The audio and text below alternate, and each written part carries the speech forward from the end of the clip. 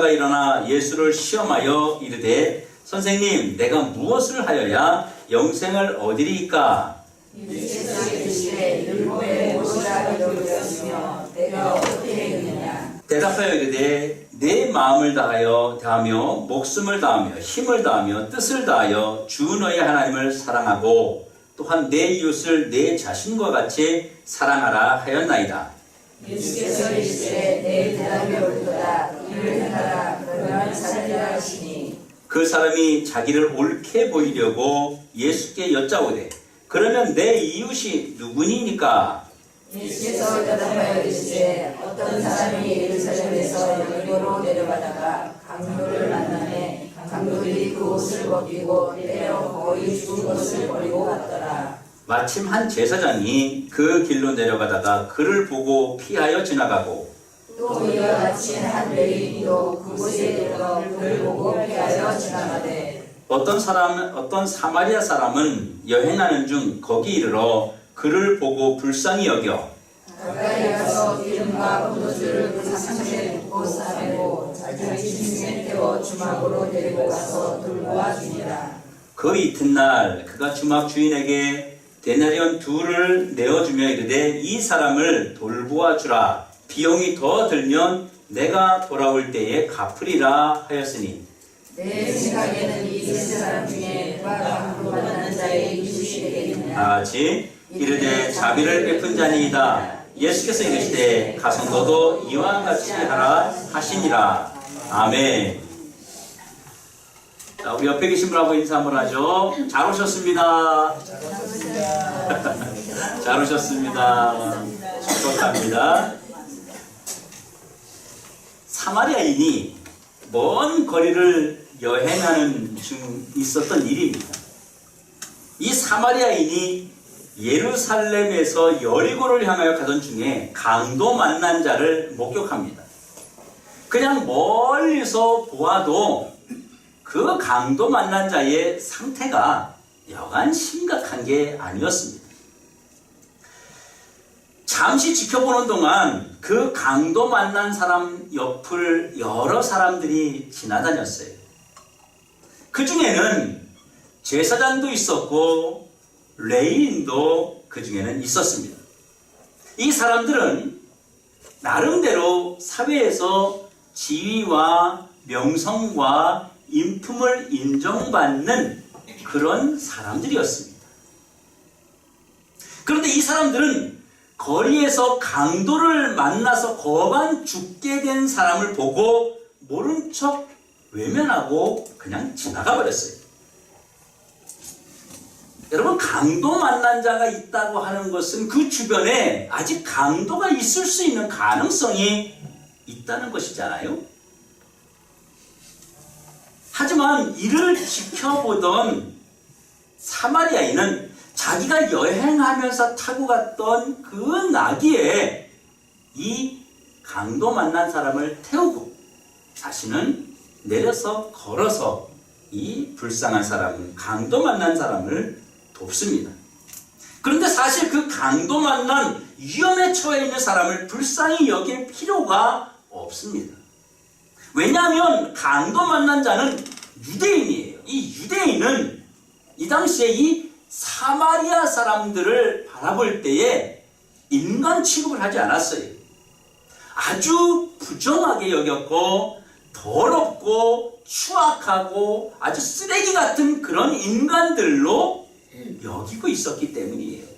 왜 그러냐면 과거에 이 사마리아 사람들은 그 전쟁의 포로로 끌려가면서 혼합 정책에 휘말렸던 사람들이에요. 그러니까 이 사마리아 지방에 다른 이방신을 섬기는 사람들을 이주시켜서 같이 살게 하면서 결혼을 하고 자녀를 낳고 하다 보니까 하나님을 섬기는 것이 온전한 하나님이 아닌 이방 종교와 혼합된 하나님을 섬기고 있었어요. 그런데 예루살렘 사람들이 봤을 때, 유대인들이 봤을 때 자기들도 전쟁의 포로가 되었었는데 자기들은 그렇게 혼혈 민족이 되지 않고 온전하게 하나님을 섬기는 신앙을 지켰거든요. 그러니까 자기들이 볼 때, 저 유대인들이 볼 때 저 사마리아인들은 신앙을 제대로 지키지 못한, 하나님을 끝까지 섬기지 못한 반역자 같은 더러운 자들로 여기게 되었던 것입니다.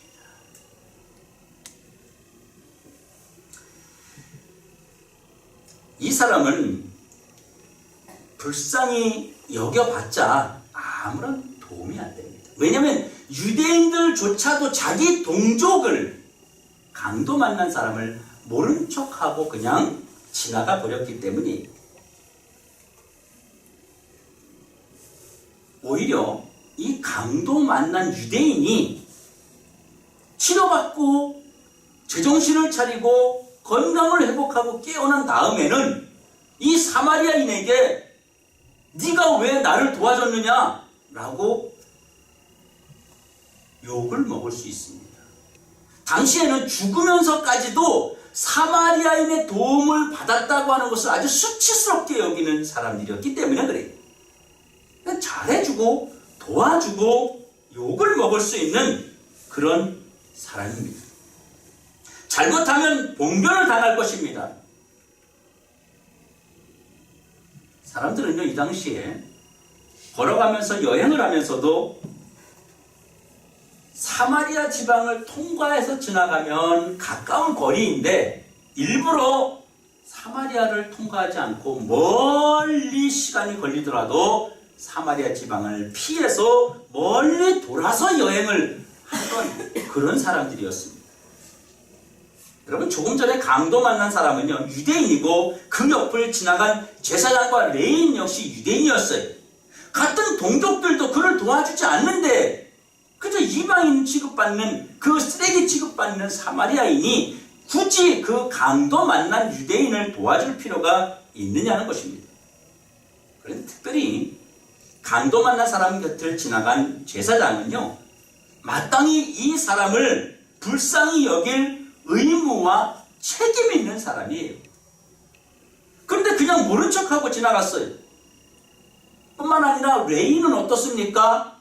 성전을 돌보면서 백성들에게 의를 행해야 된다고 그렇게 외치던 자입니다. 그도 동족을 외면하고 그냥 지나쳐버렸어요.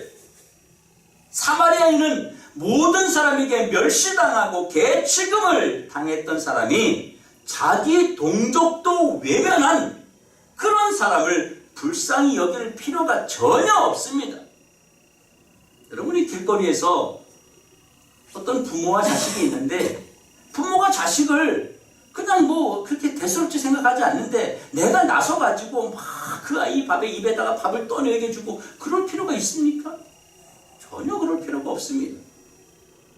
부모가 자식을 소중하게 여겨야 다른 사람들도 그 아이를 소중하게 여길 때 의미가 있지 않겠느냐는 것입니다. 만일 이 사마리아인이 위험에 처한 그를 불쌍히 여겨서 도와주다가 만에 하나 그냥 죽기라도 해버리면 또 어떻겠어요? 강도 만난 자의 그 죽음에 대한 책임을 져야 되는 겁니다. 속된 표현으로 덤태기를 쓰게 되는 거예요. 또 그의 아내나 가족들이 찾아와가지고 손해배상을 청구할 수도 있습니다. 여러분 그렇지 않습니까? 우리가 세상을 살아가면서 누군가에게 무엇을 도와줬는데 아니 도와줬는데 괜히 당신이 안 도와줬으면 구급차가 와가지고 데려와서 살렸을 수 있는데 당신이 도와주는 바람에 죽었다고 그렇게 오해를 받을 수 있잖아요. 그래서 지금 살아가면서 어떻습니까? 무슨 일이 당했을 때 누가 지갑을 놓고 갔을 때 함부로 만지면 어때요? 찾아와가지고 그 지갑에 100만 원이 있었는데 없어졌다고 덤태기를 쓰잖아요.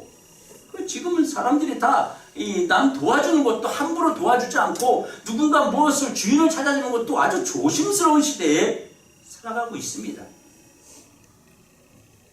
또 이 사람을 도와주다가 잘못되는 날에는 사마리아인이기 때문에 그 죽음에 대한 책임으로 유대인들에게 돌에 맞아 죽을 수도 있습니다.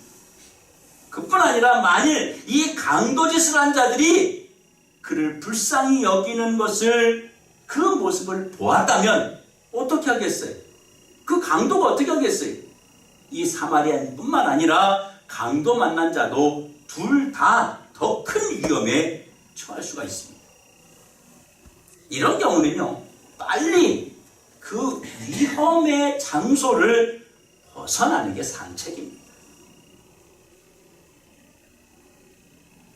포도주와 기름, 돈을 들이면서 불쌍히 여기고 치료를 해준 후에 회복이 되었다 칩시다.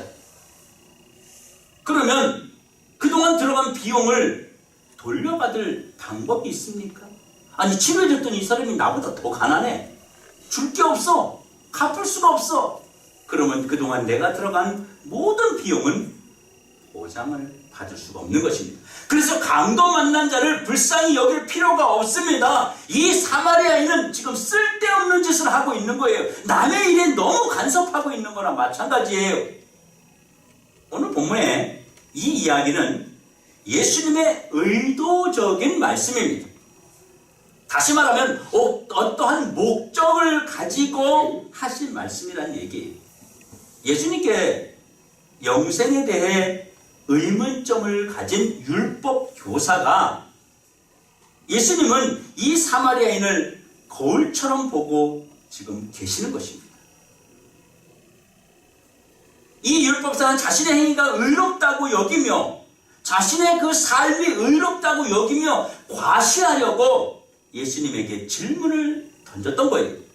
그런데 예수님은 그 율법 교사가 얼마나 어리석고 외식적인가를 사마리아인의 모습을 통해서 지금 말씀하려는 것입니다. 그러면 예수님께서 이 율법 교사에게 깨닫게 하시려고 하는 것은 무엇일까요? 이 율법 교사는 그동안 어떤 삶을 살았습니까? 누구와 같은 삶을 살았습니까? 바로 제사장과 레위인과 같은 삶을 살았습니다. 이 율법 교사는 그동안 자칭 의롭다고 생각하면서 아주 작은 의조차도 행하지 않는 그런 사람이었습니다. 사람들이 보는 곳에서는 의를 드러내고 의를 행하는 척하지만 자신의 의가 드러나지 않는 곳에서는 전혀 의무와 책임을 다하지 않았습니다. 이것이 사람들에게는 드러나지 않는 율법 교사의 본질이었던 것입니다. 이 율법 교사는 예수님 앞에 나올 때요, 영생의 길을 예수님으로부터 찾기 위해서 나온 것이 아니라 영생에 관한 질문을 함으로 인해서 자신이 누구인지를 알아달라고 하는, 자기를 드러내려고 하는 목적을 가지고 예수님을 찾아온 것입니다. 우리 살다 보면 그런 일 있지 않습니까?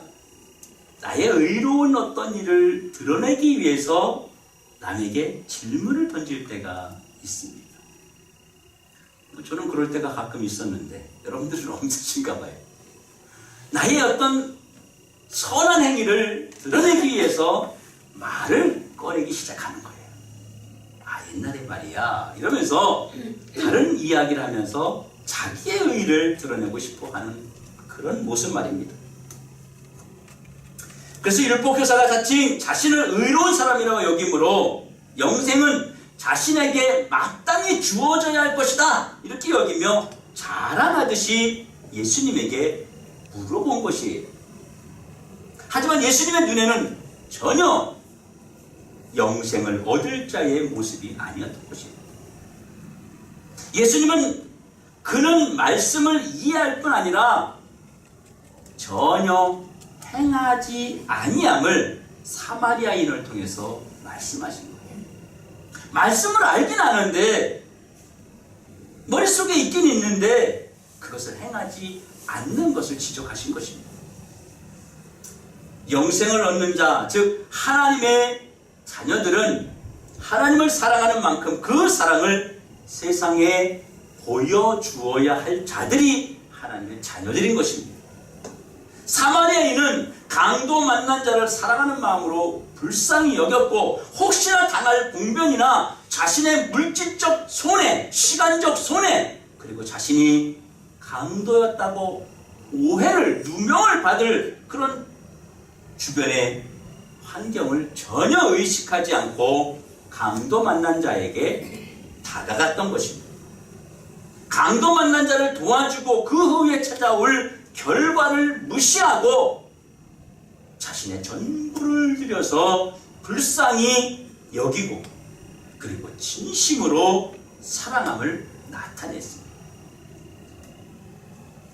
영생의 열매는 말씀을 알고 이해하는 자가 아니라 실천하고 그 말씀대로 행하는 자, 행동하는 자, 그 임을 깨닫게 하시면서 너도 가서 이와 같이 행함으로 영생에 이르는 삶을 살라고 일깨워 주시는 말씀입니다.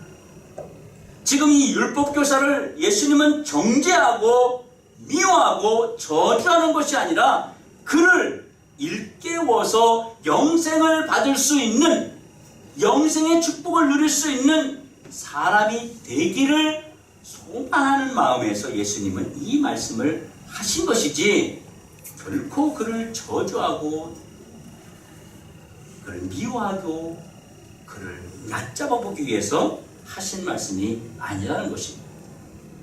불쌍히 여김으로 영생을 얻는 것이 아니라 영생을 얻는 자의 삶을 살아야 하는 것입니다.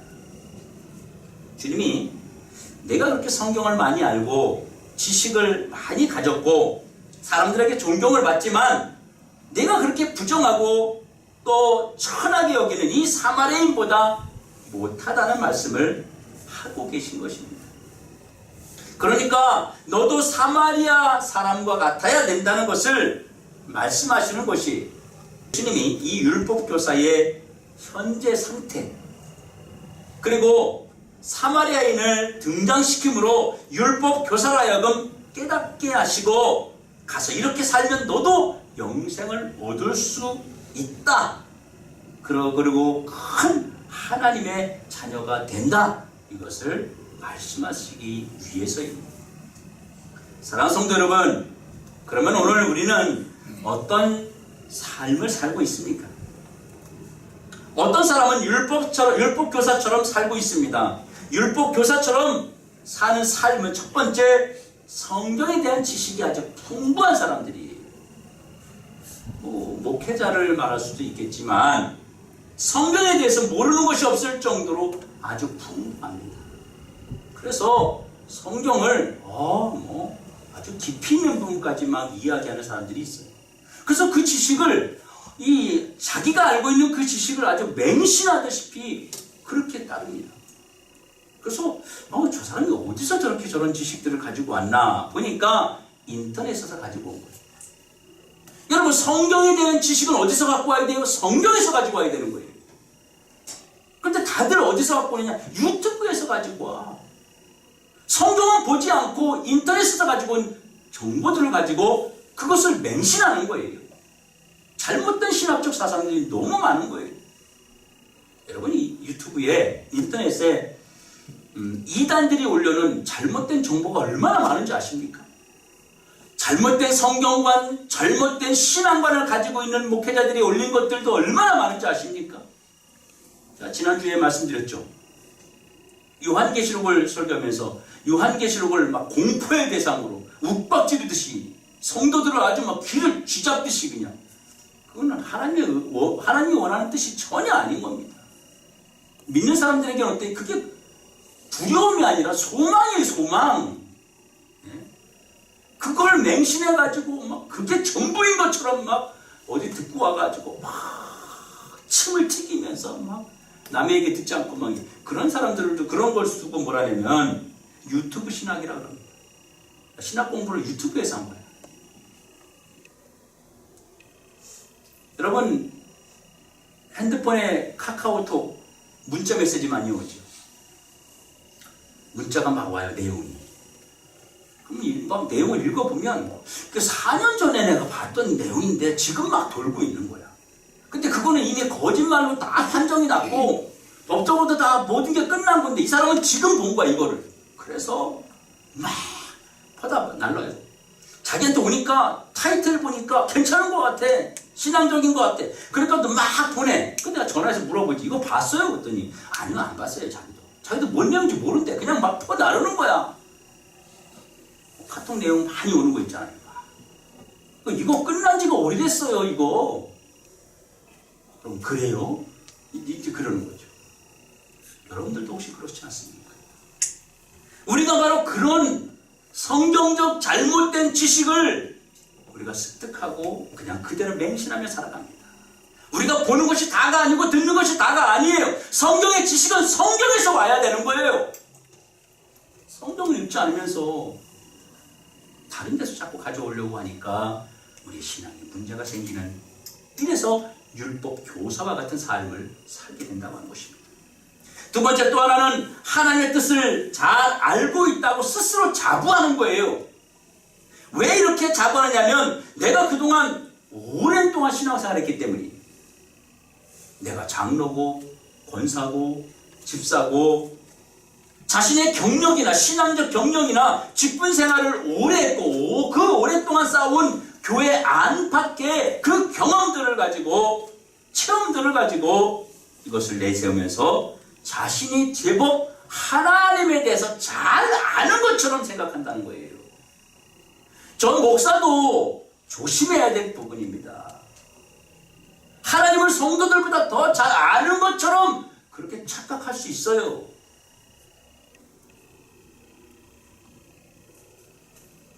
그리고 이런 사람들은요, 다른 사람의 신앙관에 대해서, 다른 사람의 삶에 대해서 아주 민감합니다. 이 사람은 뭐가 잘못됐고 저 사람은 뭐가 틀렸고, 그래서 다른 사람의 신앙생활에 대해서 지적하고 때로는 정죄하고 또 다른 사람의 삶에 대해서 비판하고 할 말이 아주 많아져 버려요. 바로 율법 교사처럼 사는 사람들입니다. 그런데 결정적인 문제는 스스로는 아무것도 하지 않으려고 한다는 것이에요. 누가 보거나 혹은 알아주는 사람들이 있을 때에는 하는 척합니다. 하지만 스스로는 전혀 꼼짝도 하지 않아요. 회개도 하지 않으려 하고 신앙의 변화도 가져오지 않으려 하고 삶의 변화도 전혀 노력하지 않는다는 것입니다. 오늘 율법 교사의 모습을 예수님께서 보여주신 까닭은 우리가 잊지 말아야 됩니다. 주님이 원하시는 것은 예수 믿으면서 이런 명목상 그리스도인이 아니라 살아있는 그리스도인이 되기를 원하시기 때문에 오늘 말씀을 주신 것입니다. 그러면 살아있는 그리스도인은, 그 살아있는 그리스도인의 모습은 어떤 모습일까요? 무엇입니까? 살아있는 그리스도인의 모습은 다가가는 그리스도인의 모습입니다. 행동하는 그리스도인입니다. 이것이 주님이 원하시는 삶입니다. 주님은 우리가 다가가고 행동하고 실천하는 그리스도인이 되기를 원하십니다. 그러면 다가가기 위해서 제일 중요한 게 무엇입니까? 그것은 오직 주님의 사랑입니다. 우리가 어떤 사람을 불쌍히 여기고 어떤 사람을 안 불쌍히 여기고 하는 것은 내 기준으로 해서는 안 된다고 하는 거예요. 누군가를 불쌍히 여기는 기준이 내게 있어서는 안 됩니다. 오직 예수님의 시각과 예수님의 사랑의 눈으로 바라보는 것이 진정한 사랑입니다. 나는 다가가기 싫고,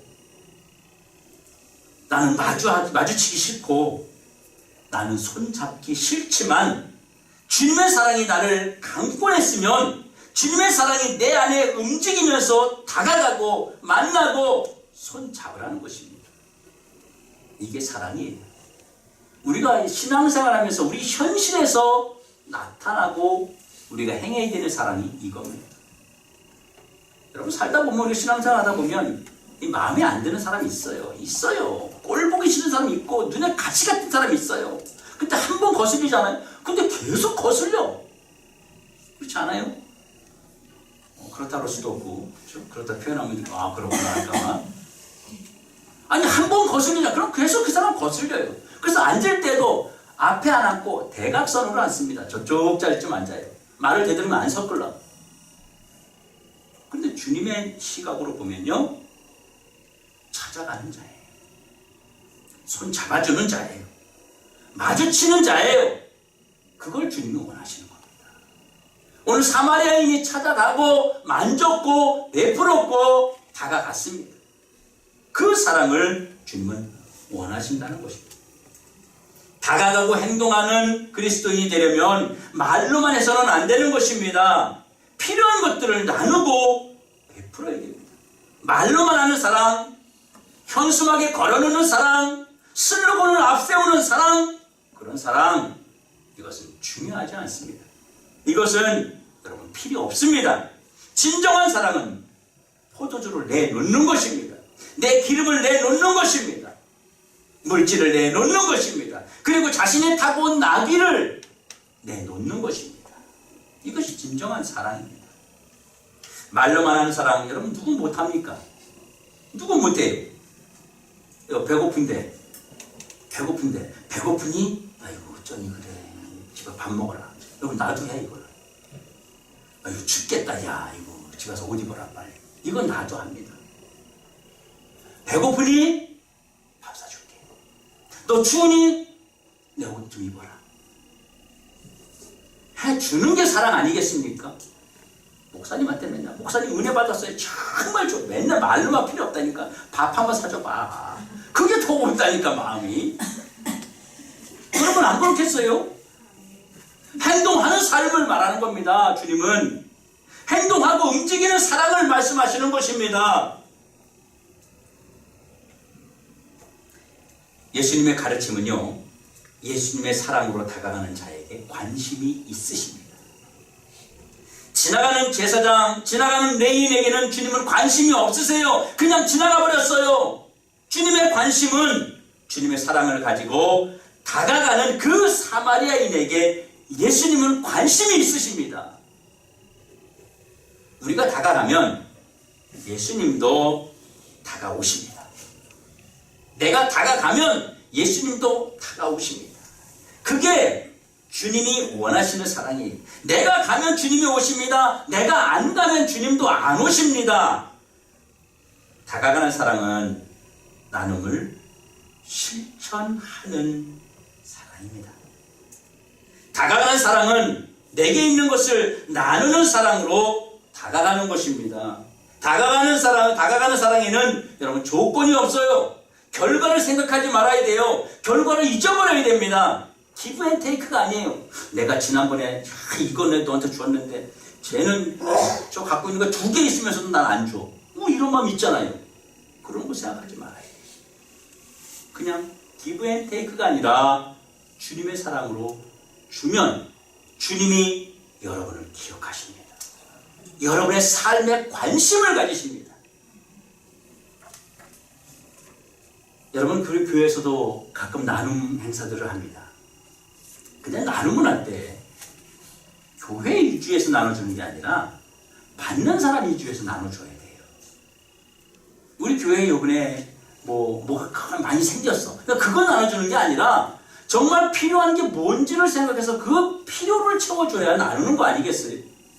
나에게 배고픈데 자꾸 옷을 입혀주는 거야. 아니 나 배고프다니까. 그래서 옷을 입혀주는 거야. 필요 없어요. 배고픈 사람에게 밥을 먹여줘야 되는 거예요.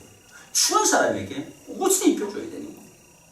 교회에서 나눌 때에도 교회의 위주가 아닌 바로 필요한 사람, 그 아픔을 가지고 있는 사람 위주로 나누어야 된다는 겁니다. 내가 너에게 베풀었으니까 너도 나에게 갚아야 된다. 이런 것은 없는 것입니다. 결과는 여러분 생각하지 말아야 돼요. 내 기준에서 나누면요 절대 안 됩니다. 상대 필요를 나눠야 돼요.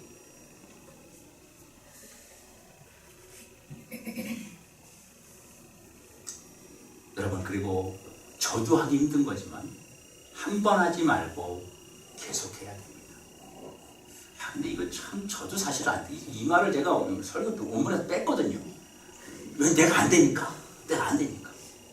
했다가 내가 못하면서 뭘 지웠어요. 여러분, 사람에게 한 10번 막 잘했어요. 근데 뭐가 없는 거야. 이게 계속하기 너무 힘든 거예요. 그럼 마음이 어때요? 아니, 저 선교 그만두고 이제 많이 했으니까, 이제 저 사람 많이 섬겼으니까 딴 사람 섬겨야지, 이 마음이 딱 들어요. 근데 계속 섬겨줘야 돼. 그러면 하나님께서 이제 그만 섬겨도 될 때가 되면 하나님 환경을 바꾸세요. 그 사람이 이제 저 그만해도 돼요, 저 충분해요 라고 말한다든지, 아니면 다른 환경을 하나님이 만들어 주시는데 우리가 임의적으로 이제 됐어 라고 선을 그어버리고 더 이상 안 해준다는 거예요. 더 안 나눈다는 거예요. 작은 것 하나라도. 가끔 우리 집사님들 보면 뭐 반찬 만들면 또 이 집에 갖다 주고 아래 집 갖다 주고 하는 분이 있어요. 열심히 갖다 주다 어느 날 뜸해. 그럼 뭐라 그래? 요즘엔 안 갖다 줘 이러거든요. 그럼 계속 갖다 주는 거예요. 계속 갖다 주는 거예요. 조금 더 만들어서 갖다 주는 거예요. 음식을 좀 많이 나눠주는 집, 이제 윗집이나 아랫집 살아야 돼. 그래야지 많이 얻어먹고 좋아. 사랑하는 성도 여러분, 우리 주님은요, 우리를 한 번 사랑하고 멈추지 않으셨기 때문입니다. 우리 주님은 저와 여러분을요, 한 번이 아니라 계속 10번, 100번, 1000번 계속하여 우리가 부족한데도 사랑하고 계시기 때문에 우리도 그 사랑을 계속 지속해야 한다는 것입니다. 섬김이라고 하는 것은 상대방을 높이면서 나누어주는 거예요. 높이면서. 이게 섬김이에요. 구제는 나보다 어려운 사람을 도와주는 거지만 섬김은 나보다 위의 사람을 섬겨주는 겁니다. 그래서 어때요? 섬길 때. 자, 구제하고 섬김은 다르죠. 섬김은 내가 좀 쓰고 남은 거 줄 수 있지만 이 섬김은 내가 볼 때도 귀중한 거 줘야 돼요. 귀중한 거. 쓰고 남는 거 주는 게 아니라 줄 때에는 잘 닦아서 청소해서 잘 빨아서 잘 데려서 깨끗하게 해서 섬겨야 돼요. 그리고 섬김이라는 게 그렇지 않습니까? 그 어른에게 제가 주면서 아무거나 휙 갖다 주지 않잖아요. 신경 많이 쓰잖아요. 하다못해 물건을 담는 그 포장, 비닐까지도 신경을 쓰잖아요. 이왕이면 까만 봉다리가 아니라 봉다리 역시나 촌스러워. 시골스러워. 쇼핑백이 좋은 거에 다 이쁜 거 담아서 갖다 주는 그 섬김이잖아요.